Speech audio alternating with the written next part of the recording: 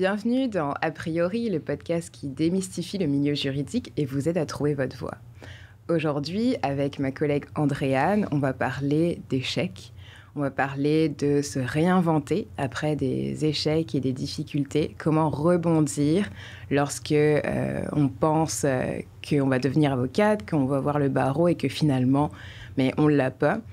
Vous inquiétez pas, il y a d'autres vies, d'autres carrières et bien d'autres possibilités après le barreau, même sans le barreau.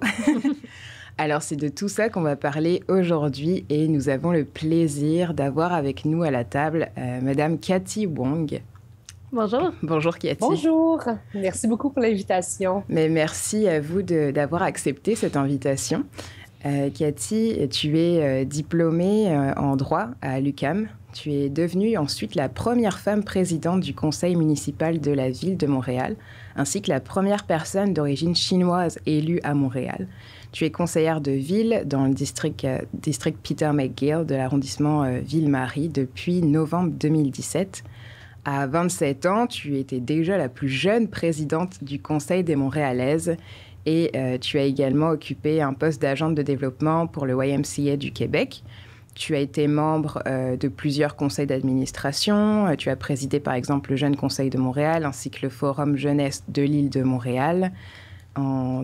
Jusqu'en 2017, tu as été aussi chroniqueuse pour Le Devoir et tu as animé ou co-animé plusieurs émissions de radio, notamment à ICI Radio-Canada. Et pour toutes tes implications sociales, politiques et en leadership, tu as obtenu plusieurs reconnaissances et prix, dont le prix Femmes de mérite du Y des femmes de Montréal en 2014, le prix reconnaissance dans la catégorie Jeunes professionnels de la Young Chinese Professional Association en 2016, mais également le prix de la relève du Conseil des diplômés de l'UQAM en novembre 2016 également, pour ne citer que... Alors après cette longue introduction, bienvenue Cathy, merci beaucoup encore une fois d'accepter notre invitation. Donc comme je disais, aujourd'hui on va parler d'échecs et principalement d'un échec qui parle et qui résonne dans l'esprit de beaucoup d'étudiants et d'étudiantes en droit, qui est échouer l'examen du barreau. Alors, je sais que tu es familière avec ça et que tu vas nous en parler dans quelques instants, mais avant, j'aimerais un peu revenir en arrière et savoir, quand tu étais plus jeune, quand tu étais ado, à quel métier est-ce que tu aspirais? Qu'est-ce que tu rêvais de faire? Bien, juste avant mes études en droit, j'étais déjà étudiante en sciences politiques à l'Université McGill et puis je savais que j'allais m'orienter dans un travail en lien avec le service public, en lien avec nos institutions publiques. Je voulais travailler, c'est sûr, à contrer les inégalités, à contrer justement les disparités et puis surtout bien travailler à rendre justice dans des cas d'inégalité, dans des cas justement de disparité de traitement. Donc, toutes les questions d'équité, d'accessibilité, d'égalité, d'inclusion, c'était vraiment des enjeux qui m'interpellaient. Je savais qu'en rentrant en droit, j'aspirais à devenir avocate et puis surtout à défendre les droits fondamentaux, les droits de nos chartes, hein, donc des droits à l'égalité, à l'accessibilité. Donc, c'est dans cette direction vraiment que je m'enlignais lorsque je me suis inscrite en droit. Je sais que j'avais aussi l'aspiration de travailler en droit international. J'ai fait mon droit à une époque où je me souviens, Louise Arbour avait fait des grandes entrevues là, sur les réfugiés dans le monde. Il y avait également Leroux Dubé là, qui, à ce moment-là aussi, parlait beaucoup des droits fondamentaux lorsqu'elle était juge à la Cour suprême. Alors, j'étais très intéressée aussi par les questions internationales en droit. Alors, je me souviens d'avoir fait beaucoup de cours et même d'implications sociales dans ce domaine-là aussi. Et donc, quand tu es rentrée en fac de droit, en termes de difficultés et d'attentes, comment est-ce que tu as trouvé ça? Ben, pour moi, les études en droit ont été vraiment une extraordinaire expérience d'apprentissage. J'ai étudié à l'UQAM, hein, où les profs étaient extrêmement engagés. Les profs nous amenaient dans des réflexions sociales, nous amenaient aussi à nous impliquer. Et je me souviens de mes années en droit comme étant des années très actives là, dans le milieu social, dans mes implications. J'étais impliquée je faisais de la clinique pro bono, j'écrivais dans le journal étudiant, je m'impliquais dans l'asso étudiante. Donc, ça a été des années très riches en termes d'expérience sociale, politique. Je me souviens même, on militait avec des professeurs, on marchait dans les rues avec eux pour s'opposer à des projets de loi fédéraux contre l'avortement. Donc, c'était des années très riches. Et puis, pour moi, ben, c'était des moments très importants aussi parce que le droit, c'est pas seulement ce qu'on étudie dans nos livres, hein, c'est pas seulement la compréhension de l'application de nos lois et de nos articles du Code civil, mais c'est son incarnation dans notre quotidien, dans notre société, comment on peut utiliser le droit pour amener plus de justice, amener plus d'égalité. Et pour moi, ces 4 années au bac à l'UQAM ont été extrêmement riches dans ce sens-là. Puis par rapport à tes années en droit, est-ce que tu ressentais une pression de performance dans la faculté de droit? Comment tu approchais ça par rapport à la course au stage et tout ça? Donc, c'était quand même, avec toutes les implications, vous aviez un peu un fast track là, vers les cabinets, la course au stage. Donc, vous avez vécu cet aspect-là du droit de quelle façon?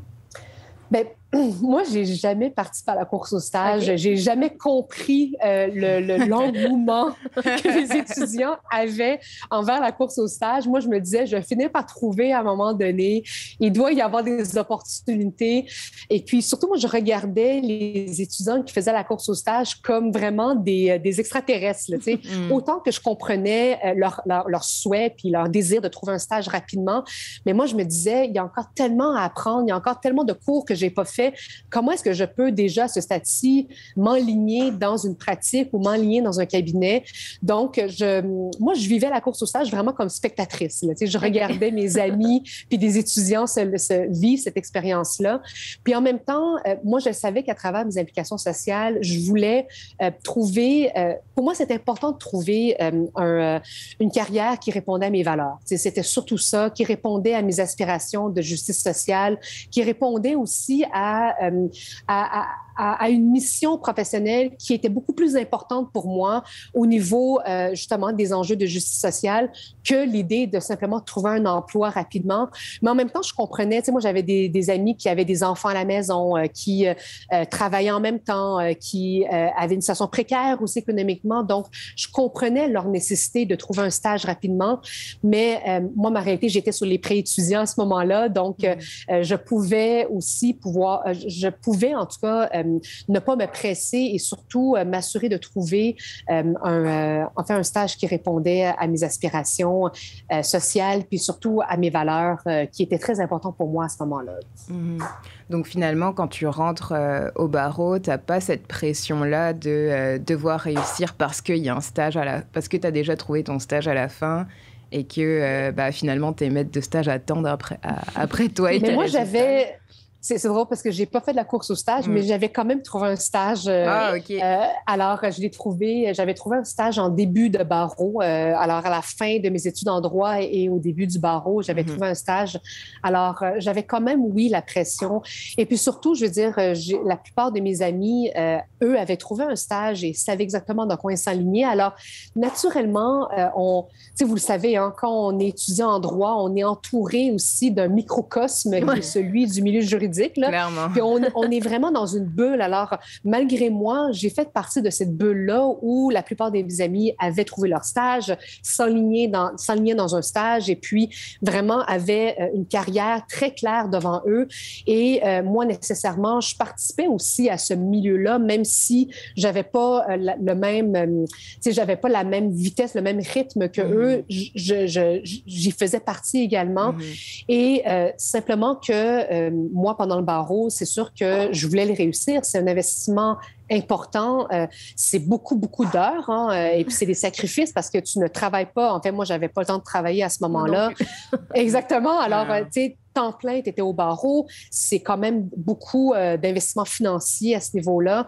Donc, oui, j'avais une pression, tu sais, même si pour moi, je n'avais pas non plus les mêmes obligations familiales à ce moment-là, mais j'avais une pression et puis surtout, c'est une année complète que tu sacrifies pour réussir le barreau et dans lequel tu veux aboutir à avoir un diplôme pour pouvoir pratiquer. Et moi, à ce moment-là, justement, j'avais trouvé un stage et puis c'est sûr que pour moi, la réussite du barreau était essentielle pour pouvoir accéder à ce stage-là. J'aimerais rebondir sur quelque chose que tu as dit. Tu avais trouvé ton stage toi-même avant le barreau faire écho à un autre épisode qui a été diffusé. On parle un peu comment trouver son stage du barreau à l'extérieur, là, justement, de cette espèce de carcan de la course au stage-là. Donc, par curiosité, vous avez fait comment pour trouver votre stage? Bien, tu sais, lorsqu'on est en droit, on a l'impression que la course au stage, là, ça dure, tu sais, les 2 mois, là, puis là, après ça, il n'y a plus rien, là, tu sais, c'est ça l'impression qu'on nous donne, et pourtant, avant et même après, il y a des opportunités qui sont diffusées et puis il y a des bureaux et des institutions publiques qui diffusent des possibilités de stage à l'extérieur de la course au stage. Et moi, je savais que je voulais absolument postuler dans des lieux qui incarnaient mes valeurs. Et donc, j'ai gardé les portes ouvertes. Tu sais, pour moi, c'était pas essentiel que je trouve un stage avant le début de mon barreau ni pendant mon barreau, mais je gardais les yeux ouverts. Et puis, j'ai quand même postulé, je me souviens, à 5-6 endroits qui répondaient justement à mes aspirations sociales. Et puis, aucune de ces opportunités-là rentrait dans la période de la course au stage. Alors, c'est sûr que lorsqu'on veut vraiment trouver à l'intérieur de cette période-là qui était la course au stage, mais c'est sûr qu'on est très, très, très limité à ceux au bureau qui offrent des stages dans cette période-là. Mais moi, j'étais quand même assez flexible et puis surtout, je ne m'étais pas mis de pression à devoir trouver absolument un stage pendant cette période-là. Alors, je me suis permis de postuler tout au long, surtout dans ma dernière année au bac et ma première année au barreau. J'avais postulé, puis je pense que j'avais postulé à 5 endroits, si je ne me trompe pas, dans des lieux qui m'inspiraient justement, qui venaient rejoindre mes valeurs. Et puis, j'ai eu des entrevues dans plusieurs de ces opportunités-là.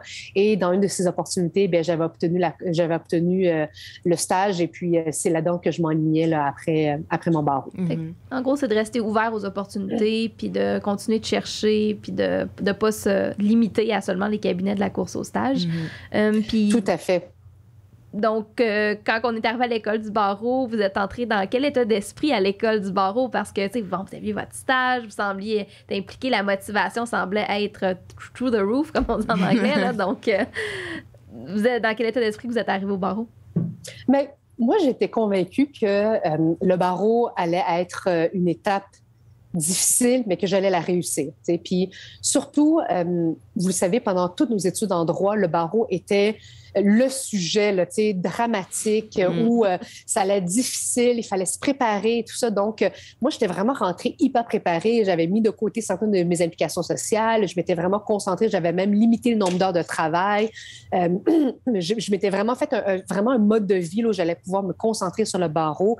Et donc, c'était une période dans laquelle on dirait que j'avais énormément fait de planification pendant mon bac et je savais que ça allait être une année difficile et j'étais convaincue que ça allait être une année où j'allais devoir justement mettre les bouchées doubles et tout ça. Alors, j'étais rentrée là avec vraiment en fait, je me disais que j'allais être prête là, vraiment à travailler fort puis à mettre mes énergies. Je vous dirais, ça a été une année où ça a été difficile, mais je vous dirais, j'ai pas envie de dire que ça a été moins difficile, mais ça a été quand même une année où j'ai beaucoup aimé la stimulation, le rythme auquel ça allait. J'ai beaucoup aimé aussi la possibilité de rencontrer des avocats qui venaient faire des témoignages. J'ai adoré, en fait, cette année-là d'apprentissage où on faisait un résumé de tout le matériel qu'on a appris dans les 4 dernières années, mais de façon beaucoup plus concrète. Mais c'est sûr que moi, j'ai vécu beaucoup de difficultés dans cette année-là. J'ai eu beaucoup, tu sais, je suis pas quelqu'un qui a une capacité d'apprentissage ultra rapide. Alors, il y avait des matières que je comprenais beaucoup moins, où j'avais beaucoup plus de difficultés. Et là, au barreau, ben, ça s'est comme exacerbé encore plus. Et donc, il y a eu des moments où je me suis dit, ben, il aurait fallu peut-être que je me concentre davantage dans ces matières-là pendant mon bac pour que je sois davantage compétente dans ces domaines-là pendant mon barreau. Donc, je me suis dit peut-être que ma préparation pendant le bac aurait dû être revue et tout ça. Mais en même temps, moi, j'ai pas fait mon bac, uniquement pour mon barreau. Moi, j'ai fait mon bac en fonction de mes valeurs, en fonction de ce qui, moi, m'inspirait. Alors, je regrette pas non plus parce que je vous le cacherai pas, moi, si c'était pas de l'échec de mon barreau, je serais pas où je serais aujourd'hui, Puis, ma carrière professionnelle a pris toute une autre ampleur. Et je le dis souvent, cette ampleur-là, ben, ça a été grâce à cet échec du barreau-là qu'aujourd'hui, je vis une carrière époustouflante en termes d'expérience, puis juridique. Mais je sais que je ne me serais pas donné ce défi-là de trouver d'autres chemins si ce n'était pas parce que j'avais échoué mon barreau. Je ne me serais pas provoqué autant de réflexions à trouver des alternatives professionnelles si ce n'était pas de cet échec-là du barreau. Alors, en quelque sorte, oui, j'aurais pu faire autrement. Oui, j'aurais pu mieux me préparer, me concentrer davantage dans des cours où je savais que j'avais plus de difficultés. Mais en même temps, aujourd'hui, je regarde tout le parcours que j'ai eu professionnellement et il n'y a absolument rien que je regrette. Ça a été extrêmement difficile, l'échec du barreau, mais aujourd'hui, 10 ans plus tard, je pense que c'est la meilleure chose qui m'est arrivée que de vivre cet échec-là. C'est sûr qu'avec du recul, puis avec les réalisations et la carrière vraiment brillante et impressionnante que vous avez, qui est justement complètement alignée avec vos valeurs de justice sociale et d'implication politique et sociale, c'est sûr qu'on a le temps de regarder en arrière puis de se dire, ouais, finalement, c'était heureusement que ça m'est arrivé, cet échec-là. Mais lorsque vous recevez la première fois les résultats de l'examen, j'imagine qu'on se dit pas yes, il y a quelque chose d'autre qui m'attend. Ouais, c'est ça, cette porte-là m'est fermée, il y en a une autre qui va s'ouvrir puis ça va aller. Alors comment est-ce que tu t'es sentie et ensuite qu'est-ce que tu as fait par la suite, parce que il me semble que le barreau tu l'as passé en tout 4 fois. Est-ce que tu peux nous raconter? Oh non, pas 4 fois. Ah non, pas 4 fois. 2 fois. 2 fois, ok, 2 fois. Comment est-ce que tu peux nous raconter? J'ai pas tant de persévérance quand même. Seulement 2 fois. Mais oui, ça a été extrêmement difficile parce que, premièrement, lorsqu'on fait nos études en droit, pendant 4 ans, le seul chemin qu'on voit, c'est celui de devenir avocat. C'est celui de réussir son barreau et de pratiquer comme avocate ou de pratiquer comme notaire. Et donc, moi, pendant 4 ans et avec les années du barreau, il n'y avait pas d'autres alternatives à être avocate. Et à mon époque, puis je ne sais pas si c'est encore le cas aujourd'hui, mais on n'avait pas, on n'avait pas eu de discussion sur quoi faire d'autre que d'être avocate, et je n'avais pas eu de rencontre de devenir avocat. Et moi, la métaphore que je donne souvent, c'est, moi, j'ai l'impression que les études en droit, c'est comme un genre de chemin unique avec plein de lampadaires. Et une fois qu'on échoue le barreau, mais tous ces lampadaires s'éteignent et on ne voit pas d'autre chemin que celui-là qui n'est plus du tout existant parce qu'on a échoué notre barreau. Et ce qu'on ne voit pas, c'est tous les autres chemins qui sont accessibles, qui existent. Je veux dire, le seul chemin qu'on nous a montré, c'est celui-là. Et une fois que tous les lampadaires sont éteints, on se dit, mais après mon échec du barreau, je n'avais aucune idée de ce que je pouvais faire, mais vraiment aucune idée. Là, je me suis tournée vers, est-ce que je peux être technicienne juridique? Est-ce que je peux regarder d'autres emplois dans le milieu juridique? Mais en même temps, moi, ça ne répondait pas du tout à mes aspirations de justice sociale, de faire justement du travail en lien avec les inégalités, l'accessibilité juridique et tout ça. Donc, j'ai essayé de me tourner vers d'autres domaines aussi.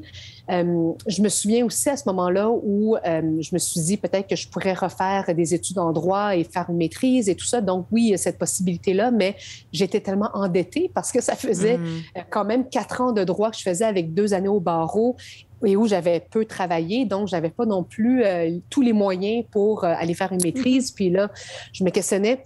Bref, je sais qu'à ce moment-là, je m'étais dit, j'aurais aimé ça, avoir au moins un plan B. Et puis, même pour des personnes qui étaient sûres de passer le barreau, c'est la même chose qu'ils me disaient, c'est on aurait dû au moins avoir un plan B et puis, avant l'examen du barreau, se dire, bien, sur quoi est-ce que j'atterris si je ne réussis pas mon examen du barreau? C'est quoi le coussin qui m'attend, là, tu sais? Puis même si ce coussin-là, c'est un plan B ou un plan CDE, mais c'est quoi ce coussin-là? Et puis je pense que cette réflexion-là, elle est essentielle pour tout étudiant du barreau et en droit. Ont eu des excellentes notes pendant toute leur bac, mais qui ont échoué leur barreau également. Autant, ou même des personnes qui ont eu des très mauvaises notes pendant leur bac et qui ont performé au barreau. On ne sait jamais. Moi, je trouve que le barreau, c'est souvent... c'est souvent une loterie, là, puis je ne veux pas dire que c'est une loterie, mais on ne sait jamais ce qui se passe. On peut être malade le jour du barreau, notre bébé peut avoir la fièvre et puis on n'est pas en forme pour notre examen. On ne le sait pas.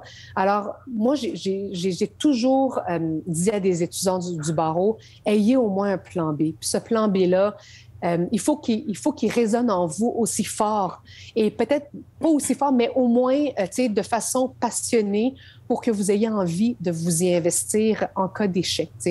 Et puis, l'échec du barreau n'a rien à voir avec vous, avec votre intelligence, avec votre capacité d'être des juristes et d'être des personnes, des professionnels qui allaient contribuer à la société.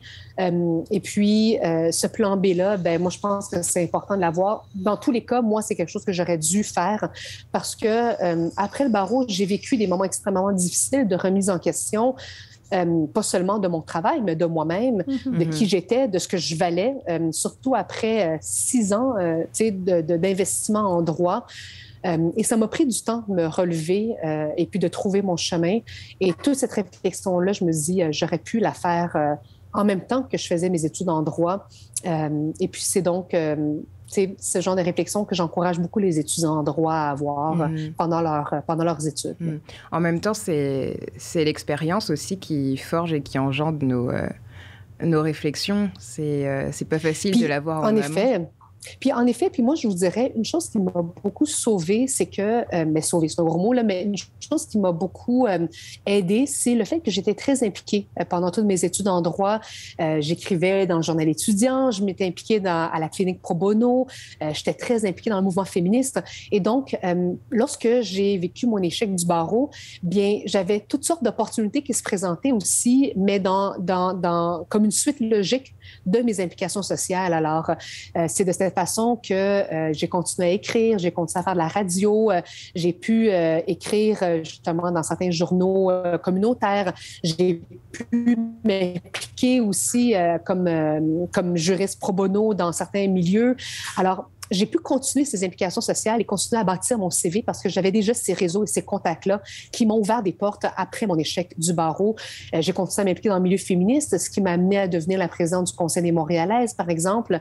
Alors, toutes ces expériences qu'on développe pendant nos études en droit peuvent nous servir plus tard à développer notre réseau et à garder des portes ouvertes dans des milieux professionnels. Et dans mon cas, j'ai aussi travaillé pour les YMCA du Québec où j'ai développé des programmes communautaires pendant quand même 7-8 ans. Et puis, c'est un milieu dans lequel j'étais déjà impliquée avant mes études. Donc l'implication m'a aussi permis de bâtir des ponts et de garder des portes ouvertes après mes études. Et une chose à laquelle je ne m'attendais pas du tout après mes études en droit, c'était de participer à la course Évasion autour du monde où j'étais une des candidates. Et j'ai fait le tour du monde. Puis je dis souvent, j'ai fermé mon code civil et puis je me suis armée d'une caméra. Et mon désir justement de raconter des histoires, de parler d'inégalité sociale, en fait, je l'ai vécu à travers cette course-là, à travers le documentaire. Et j'aurais jamais cru, après 2 années au barreau, de faire la course autour du monde, de faire du documentaire et puis de travailler dans le milieu du cinéma. Alors, c'est là que j'ai vu à quel point la vie était pleine de surprises et puis que le chemin dans lequel on nous enligne parfois en droit, bien, il faut oser voir c'est quoi les autres chemins qui s'offrent à nous. Juste pour que ce soit bien clair pour les personnes qui nous écoutent, je veux juste rapidement refaire ta chronologie avant d'enchaîner sur ce que tu as fait directement après le barreau. Donc, tu l'as fait... Toi, est-ce que tu l'as fait en 8 mois, enfin, en tout cas, comme en une année scolaire, Exactement, la première fois. Et ensuite, tu as recommencé un autre 8 mois pour le repasser, c'est ça? OK, parfait. Donc, après ces 2 années-là, est-ce que... bon, j'imagine qu'il y a quand même un temps de réflexion où on n'arrive pas trop à se dissocier de cet échec-là, puis c'est exactement ce que tu décrivais, où tu as beaucoup douté de toi, de tes performances, puis ça, je pense que c'est normal. On a tous ce moment-là d'introspection après avoir vécu des difficultés. Je pense qu'en droit aussi, c'est encore plus prenant parce que même nos notes, dès le début, on a cette image-là que nos notes, c'est nous, c'est notre intelligence, c'est quoi ta cote R. Donc, c'est toute ta cote à l'école, c'est quoi? Donc, on dirait que tout notre parcours académique est basé sur est-ce qu'on a les meilleures notes, est-ce qu'on a le meilleur CV, est-ce qu'on a le meilleur ci. Donc, c'est difficile quand on a un échec de ne pas le ramener à soi, de ne pas dire ça ne me définit pas, parce qu'on s'est défini par ça pendant tellement d'années. C'est vraiment... C'était difficile quand même assez longtemps, puis même, je ne vous cacherai pas que... jusqu'à, je ne veux pas dire jusqu'à très dernièrement, là, mais même encore aujourd'hui, quand je passe physiquement devant l'école du barreau, j'ai encore une émotion là, de stress, une émotion de performance, de devoir justement réussir un examen. Et puis le stress que je vivais aussi lorsque j'ouvrais cette porte-là de l'école du barreau. Alors oui, c'est quand même une expérience qui nous habite encore longtemps. Puis même, moi, je veux dire, aujourd'hui, j'ai des amis qui ont réussi la barreau puis qui passent devant l'école du barreau puis ça vient les chercher encore tellement que ça a été des moments éprouvants, là, émotionnellement. Mais en effet, il faut après... Puis je veux dire, même échec ou pas, là, indépendamment de l'échec, il ne faut jamais se définir par rapport à nos notes. Puis, je trouve que dans le processus de nos études juridiques, il y a tellement d'emphase qui est mise sur nos notes et il y a tellement d'importance qui est mise là-dessus, comme si, dès qu'on n'a pas les notes, mais qu'on voit absolument rien dans le milieu juridique, alors qu'il y a tant de personnes, d'individus, de juristes qui contribuent de façon tellement intelligente, de façon tellement pertinente à la réflexion de notre société, de notre milieu juridique. Et donc oui, il faut faire cette distinction-là, mais elle est extrêmement difficile à faire parce que tout notre parcours académique dans le milieu juridique nous amène à nous définir par rapport à nos notes. Et c'est pour ça aussi que moi, j'ai beaucoup aimé mes études à l'UQAM. Je ne sais pas où vous avez fait vos études, mais... À l'UQAM aussi. Les deux aussi, à l'UQAM. Alors, vous l'avez vécu aussi, où il y a eu beaucoup de projets étudiants en équipe. Là. Il y a eu beaucoup de travaux d'équipe, il y a eu beaucoup de travaux de recherche. Je sais que à l'UQAM, moi, à l'époque, je pense que c'est encore le cas aujourd'hui, mais où on se battait pour continuer à s'appeler sciences juridiques et non pas droit. Les profs nous amènent dans des réflexions sociales qui dépassent simplement la conformité à la loi, mais nous amenaient à remettre en question des articles du Code civil, nous amenaient à réfléchir au-delà de simplement la compréhension de l'application de l'article de loi. Alors, moi, j'ai adoré vraiment mes 4 années en droit à l'UQAM pour cette raison-là. Et ça me suit encore aujourd'hui où, en politique municipale, c'est pas parce qu'un règlement dit X qu'on peut pas le remettre en question et puis qu'on peut pas le challenger pour l'améliorer et pour justement, en faire... en faire une bataille sociale collective. Et ça, c'est vraiment grâce à des profs qui nous ont enseigné ces éléments-là. Et même vous, vous travaillez à la clinique juridique parce que vous croyez justement à l'accessibilité, du droit. Ben, c'est quelque chose que moi aussi, j'ai beaucoup appris à travers mes études juridiques. Et donc, indépendamment de nos notes, ben, je pense que ce qu'on nous a surtout appris pendant nos études, ben, et puis c'est ça qu'on devrait vraiment maximiser auprès de nos étudiants, c'est la contribution sociale et la contribution collective qu'on peut apporter comme juriste dans la société. Et c'est ça qui devrait toujours nous amener à étudier en droit à la base. Oui, je pense qu'il y a beaucoup de monde qui rentre en droit parce qu'ils aspirent à travailler dans les grands cabinets, mais moi, je comprends pas que la raison première ne devrait pas être justement une soif de justice sociale, une soif de transformer notre société pour aider les plus démunis, pour aider ceux qui n'ont pas accès à la justice. Et c'est ça qui devrait venir nous chercher avant tout à poursuivre des études en droit. Et donc, lorsque c'est ça qui nous guide dans nos études juridiques, bien, c'est là que nos notes à l'école, bien, prend un deuxième plan, finalement, dans nos études. Mais c'est difficile. C'est plus facile à dire qu'à faire. Parce que c'est sûr. Pendant tout notre parcours, on nous dit le contraire. Alors, c'est ça qui est très, très, très difficile. Mais c'est possible. Puis il y a l'angoisse aussi de trouver le stage, ok, mais certes, mais ensuite de trouver un emploi par la suite, puis de bâtir une carrière professionnelle, puis de pouvoir simplement subvenir à nos besoins, là, avoir un salaire décent après avoir fait tant d'années d'études et de sacrifices. Et donc, j'ai une question que je pense que des étudiantes et étudiants en droit auraient en t'écoutant.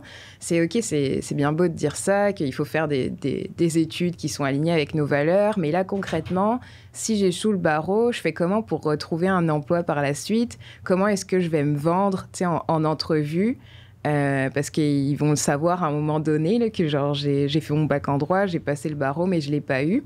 Toi, est-ce que tu peux nous raconter un peu ton expérience, puis comment tu as fait pour trouver un emploi? Est-ce que tu as parlé des examens du barreau? Est-ce qu'on t'a posé la question en entrevue? Oui, bien, premièrement, c'est vrai qu'il ne faut pas sous-estimer le défi que ça représente tout de suite après l'échec du barreau, de tout de suite se repositionner. Ça prend une réflexion, puis de là, tout ce que je disais tout à l'heure sur cette réflexion-là, elle devrait s'enclencher bien avant l'examen du barreau et bien avant la réception de notre note, parce que notre valeur sur le marché de l'emploi ne se résume pas à notre note du barreau. On a fait des études, on est des êtres, qui sont capables de travailler, d'être des professionnels. Et donc, notre valeur sur le marché de l'emploi ne se résume pas à notre échec du barreau. Moi, jamais dans une entrevue, on me demandait comment ça, t'as-tu échoué ton barreau? Moi, j'ai jamais mis dans mon CV barreau ou pas. Je veux dire, je l'ai échoué, donc c'est sûr que j'ai jamais mis le barreau dans mon CV. J'ai bien sûr mis mon bac en droit et donc on me demandait des questions sur mes études, mais surtout, je veux dire, aujourd'hui, ce qu'on regarde sur le marché de l'emploi, c'est tes expériences professionnelles, c'est tes implications sociales, c'est les choix professionnels que tu fais dans ton parcours. Et donc, moi, en entrevue, jamais on m'a parlé du barreau, sauf lorsque moi, je choisissais de l'apporter moi-même en entrevue. Mais sinon, c'était jamais une question qu'on me demandait. Mais si on me la posait, moi, j'ai jamais eu honte de parler de mes échecs. Ça n'a jamais été un blocage. Et même au contraire, moi, j'étais capable de dire, finalement, c'est pas cette voie-là que j'ai choisie, et puis c'est une autre voie. Puis cette voie-là, pour moi, elle est aussi importante et elle est aussi valable, que si j'avais réussi mon barreau. Mais au-delà de ce message-là, il faut garder en tête que notre échec du barreau ne nous définit pas. Et c'est et surtout lorsqu'on échoue le barreau, on a l'impression que c'est comme un boulet qui va nous suivre toute notre vie. Et je vous assure que ce n'est pas le cas. Et si on était capable, le lendemain de notre échec du barreau, là, de se détacher de ce boulet, puis de l'abandonner, puis de repartir à neuf, puis de se dire qu'est-ce qu'on a dans notre actif, qu'est-ce qu'on a dans notre CV qu'on peut mettre de l'avant et qui ne dépend aucunement du barreau, c'est là qu'on réalise à quel point on a une richesse incroyable dans notre bagage, dans notre CV, qu'on peut maximiser et qui représente tout le potentiel qu'on a sur le marché du travail. Tu sais. Mais c'est vrai que lorsqu'on échoue notre barreau, on a l'impression que c'est écrit sur notre front. Là, tu sais. C'est comme si on se promenait dans la rue, là, il y a une étiquette sur notre front qui est écrit échec du barreau, là, puis on vaut rien. Là. Ouais. Puis c'est vrai on pourrait arriver dans des entrevues là, avec ce sentiment-là que tout ce que l'employeur voit en nous, c'est notre échec du barreau, quand c'est tout le contraire. Tu sais, quand un employeur prend la peine de vous rencontrer en entrevue, c'est qu'il voit déjà le potentiel en vous de pouvoir exercer un travail ou une profession intéressante.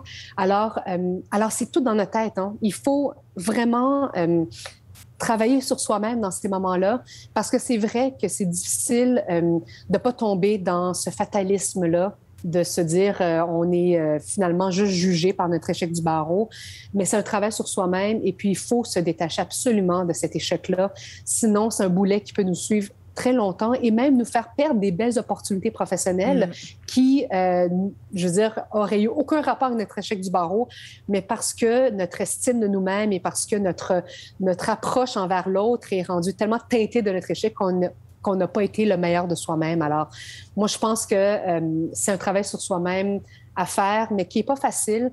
Moi, je sais que j'ai consulté après mes échecs du barreau, hein, puis j'ai été accompagnée psychologiquement hein, à transitionner, à vraiment commencer un nouveau chapitre professionnel. Et puis, il y a eu des moments de noirceur, il y a eu des moments vraiment de remise en question profonde. Et puis, c'est normal. Puis, il faut se dire qu'il ne faut pas non plus les éviter. Mais en même temps, il ne faut pas non plus se réduire à ça parce que notre valeur, je veux dire, est beaucoup, beaucoup plus que ce que le barreau et notre chiffre du barreau est. Là. Il ne faut jamais se réduire à ça parce qu'il y a tellement plus d'opportunités que ça dans notre société pour nous. Là. Parlant d'opportunités, tout ça, tes projets pour le futur, ça a l'air de quoi pour toi? Donc, tu as déjà accompli beaucoup de choses, mais on s'enligne vers quoi? Parce que je suppose que tu as aussi des projets pour le futur. Quelques-uns. Ben, c'est sûr que moi, ce dont à quoi j'aspire, là, c'est de continuer à travailler dans le milieu du service public. C'est vraiment quelque chose pour lequel j'ai une piqûre à travers mes 4 dernières années à la Ville. Et bien sûr, ben, dans le domaine de l'équité, de l'inclusion. Je ne pourrais pas faire d'annonce aujourd'hui. C'est sûr qu'éventuellement, je pourrais en parler davantage. Mais mon expérience à la Ville m'a vraiment donné la piqûre du service public et surtout sur les questions d'inclusion. Alors, je m'enligne là-dedans à suivre, mais surtout, je pense que de pouvoir faire un tremplin de mon expérience politique vers d'autres expériences, pour moi, ça va être extrêmement riche parce que de vivre, je ne sais pas si vous aspirez à faire un travail politique un jour, mais j'ai vécu dans les 4 dernières années une expérience tellement riche en termes de projets sociaux, en termes d'expérience de services publics. Moi, je dis souvent, la politique municipale, c'est un travail qui te permet de toucher littéralement à tout, autant en aménagement qu'en service aux citoyens, je veux dire, en bataille contre les inégalités sociales, parce que c'est là qu'on est vraiment en proximité avec les citoyens. Donc, on développe des projets en lien avec l'itinérance, en lien avec les services sociaux. Alors, moi, les 4 dernières années ont été extrêmement riches. Alors, j'apporte tout ça avec moi. Et puis, moi aussi, j'ai mis hâte à la prochaine étape. Là. Merci beaucoup, Cathy Young, pour cette discussion, cet échange. Moi, j'ai une dernière question qu'on pose à tous nos invités. C'est vrai, c'est vrai. Quel conseil que tu donnerais à la plus jeune version de toi-même, là, soit qui entre en droit ou qui commence l'université ou le cégep? Ce serait quoi le conseil que tu lui dirais à cette Cathy-là? Est-ce que je peux en donner 2? Oui, ben oui.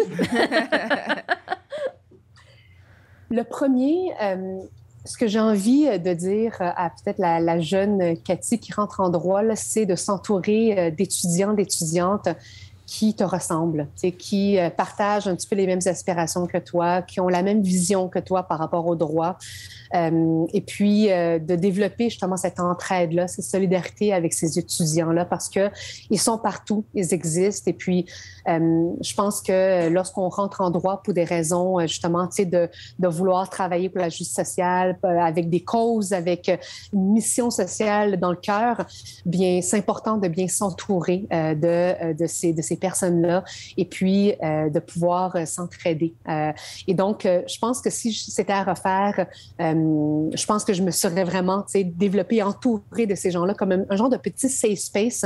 Comme ça, une fois échec du barreau, une fois course au stage et tout ça.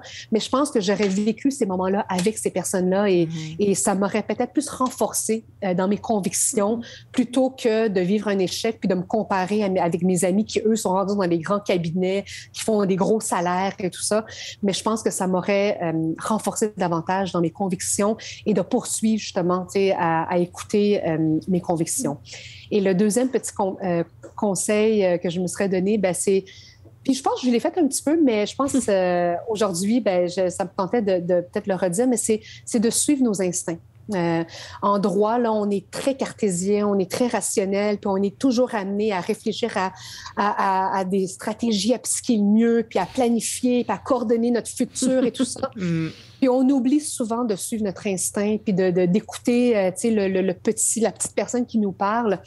Et moi, je sais qu'à plusieurs reprises pendant mes études et pendant le barreau, j'avais toujours un petit instinct qui me disait va essayer ça. Pourquoi tu n'irais pas là? Puis essaye telle affaire. Alors, j'ai envie de dire justement aux étudiants d'écouter leur instinct puis de ne pas oublier qu'on rentre en droit parce qu'on a cet instinct-là, bien souvent, elle peut nous guider vers peut-être des bonnes et des meilleures décisions. Alors de le garder en tête. Merci surtout beaucoup. Dans les moments de doute. Merci beaucoup, Cathy, de ta présence, d'avoir partagé ton expérience avec nous, avec ta belle générosité. Ça nous a fait plaisir de te recevoir. Vraiment, merci, Cathy. Merci pour l'invitation à vous. Donc, merci à tous nos auditeurs et nos auditrices de nous suivre à toutes les semaines. N'hésitez pas à mettre des thumbs up si vous aimez l'épisode, de nous faire part de vos commentaires, de vos expériences. Ça nous fait plaisir de vous lire. Également, on voudrait remercier le studio SF d'avoir enregistré et réalisé cet épisode, puis évidemment notre partenaire, la clinique juridique du Mylen, pour la production. Et merci Emmanuelle. Merci Andréane. Bye bye. Bonne journée. Bonne journée.